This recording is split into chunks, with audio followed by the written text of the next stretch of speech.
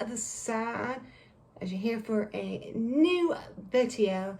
And as I have my Starbucks latte here, caramel latte, so I felt like adding a little bit of sweetness to it all and all that niceness.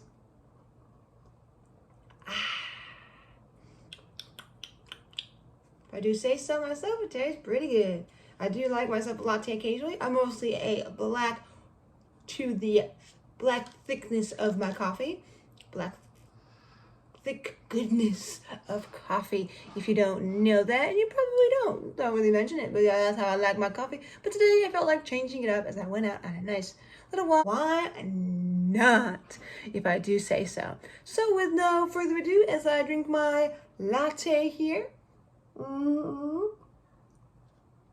and all that awesomeness, let's get into the nail art of festivities right now. Ready to put on the base color. I already have the base coat on, so here we go. Put it on the first one. I'm using this kind of neutral-y, skin tone-y kind of purple-y color, you can say. So I guess I'd call it slightly purple.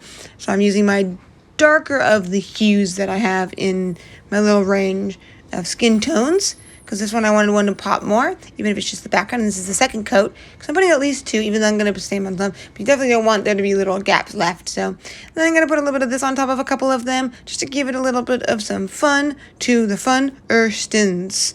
That's right. And this is kind of like a red finish polish with sparkle in it, so it makes the whole color kind of more red in its way, or more purple, because it kind of looks very purple here. And these are the colors I'm going to use to do the stamping with, this red and this nice black on my stamper. And here we are. As you can see, the red and black are together on this stamp. So there we go, putting it on. Yeah, you can't see the red one as much on there. That kind of makes sense because there is red tinge there. So here is me doing it again as I get the two colors going in and doing its magic on the stamp itself. And then, of course, you got to scrape off the excess. And you can scrape a few times if you don't do it pretty fast and don't push down too hard. And here I am doing another nail. One of the ones I did not put the base of red sparkle on it.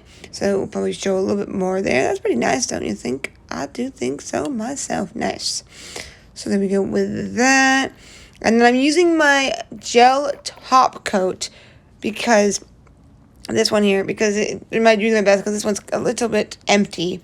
So it's a little hard to use, but it's best for my experience of the times I've used it, and I've used it a handful of times and more, that use a gel-like top coat if you're using polish, because it's the best for stamping. It doesn't smudge and re-wet the nail polish too much.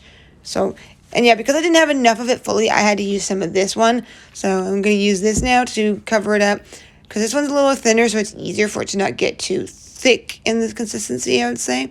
But I have to be a little careful, because this is one of the bottles that was getting a little low before I got more of this top coat and stuff, so don't worry about that. But yeah, there we go with that. And then I'm adding a little bit of this nice little sparkly silvery black kind of polish here. And I'm just doing that on the bottom to give it a little bit of an accent of a little bit of that nice thing there. And yeah, as you can see, I kind of redid my nails a little bit, because I didn't like the mixture, and it just came out ever so this is just me now with the other nail, adding this little bit of sparkle at the bottom here.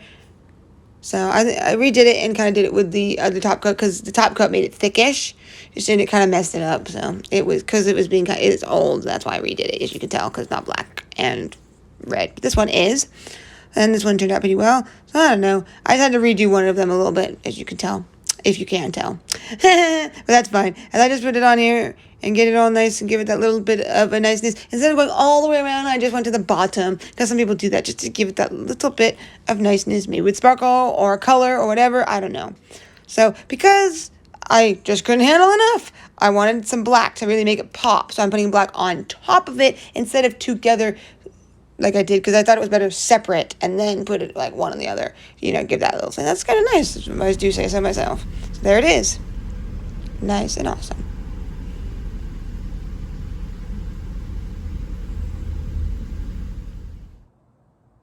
Well, there we go with my nails kind of going off what I'm wearing in its way, kind of like using a, you know, plaid. There we go, that's the word I was thinking of. Kind of like a plaid nail in its own way of ways.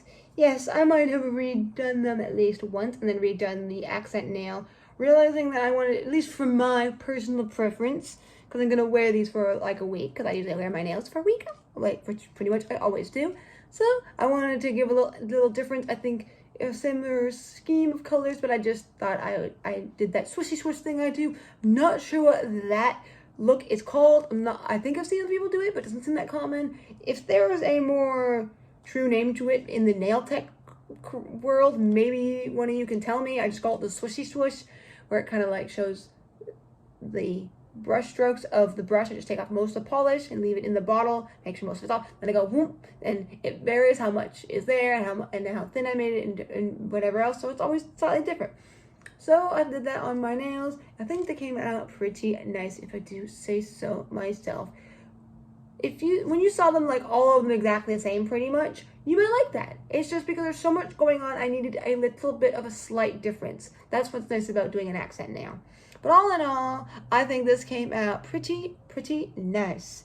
This nail with my stamping, being my stamping self.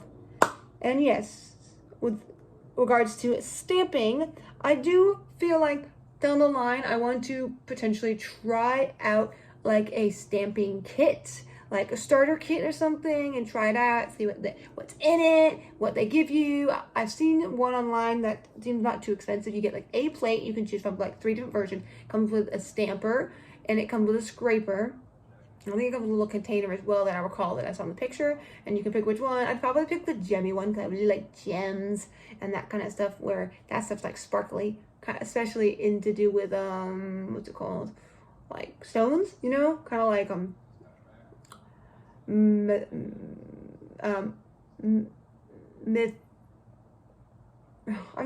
spacing the name of the stone that's purple. The amethyst. I was thinking of it as an M for some reason, and that's why it fricked my brain out. Amethyst. The stone that I seem to understand a fair amount and know when it's an amethyst. I'm not trying to say that I'm some expert in stones.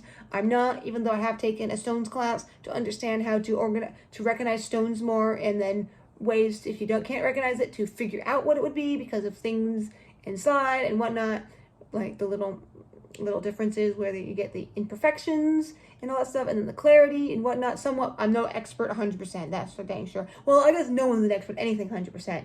Even doing nails, even if you're really good and you make really amazing like nail art that's pretty much painted, like a piece of paint, like a painting, like literally on a nail. I've seen that, and oh my gosh, I'm not that skilled. I don't think I ever will be. That's why I use stamping here and there. And the closest I get to actual hand painting nail art is usually using like a line brush. Yeah. And other brushes slightly for just a little bit of or a little bit of mixing or whatnot. Now, but no further ado, I thank you for coming and enjoying my kind of nail art for this time of year. Why not with this nice plaid nails with a black plaid to the kind of pink, as it makes this color that I use as the background. This one here, more pink. It is like skin, and skin can kind of be pinkish, so that makes sense. And it's like a darkish skinish tone. This one that I had in a previous video, the love spell. And yeah, you might have been seeing a couple videos that I've been using this so far, even after, because these colors are just so useful as a background right now. And for the nail arts I want to do, having that with the dark color with it like this, I've been using this fair amount, knowing that they're really good. So yes, without trying, I'm giving this even more reviews, even after my review video. So yes, I do have a review video about Beauty Evolved if you want to know about more in depth with this polish. So, and all that I got from Ross. So look at that video, it's on my YouTube channel. So after all, but with no further ado, as I like to blabberstons, thank you for watching and seeing my nail art. And of course, please, if you're new, click that subscribe button, clickety click. Maybe when you click it, it will go blingity bing and give you that bling, because you know me, I like my sparkle. I might not have put a lot of sparkle on this. I did put a little bit, but sometimes little goes a long way. And if you have already done that, and you haven't done the other thing, maybe click that bell, that little ding, ding, ding, ding, ding, ding, ding, ding, ding, ding, ding, ding. Whoops. Almost gonna go out in song there. At least did it in a ding-a-ling-ling way. So with that, click that, and then you can know when I make these videos as always. So thank you for coming, and I will see you next time. Peace, niceness to all of this time. Thank you.